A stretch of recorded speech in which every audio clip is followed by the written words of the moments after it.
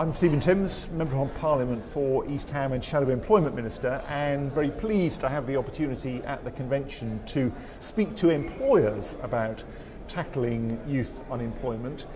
And one of the things that I'm always very encouraged about is the very high degree of enthusiasm on the part of employers for addressing this problem, because employers can see that it's in the interest of all of us to reduce the far too high number, almost 1 million now, of young people who are out of work.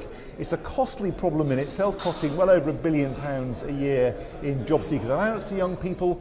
But we all know the cost is much higher than that, because there are lifelong scarring effects of long-term unemployment in youth.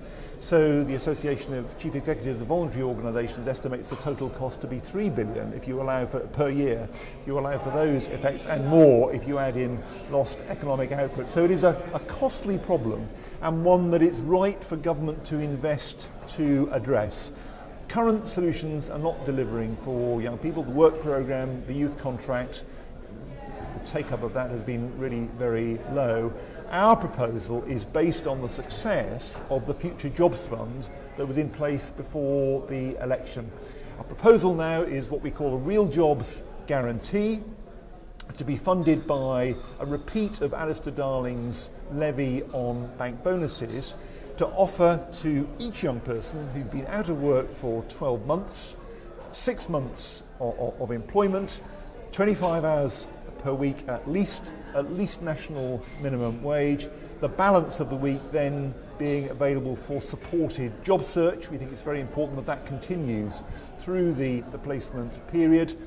And we've taken encouragement from an evaluation published just recently by the Department for Work and Pensions of the Future Jobs Fund, which made the point that there was a net benefit to society of £7,500 for each person who took part in the Future Jobs Fund. That's net of all the costs of the fund.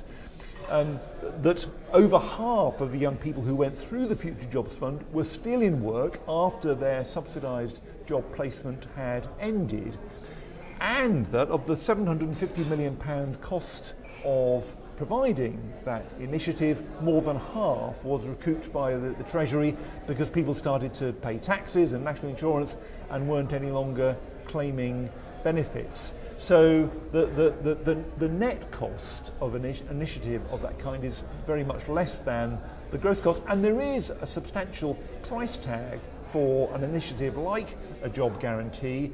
But in the light of the very large £3 billion a year costs of youth employment, we think it's absolutely economically the right thing for government to do.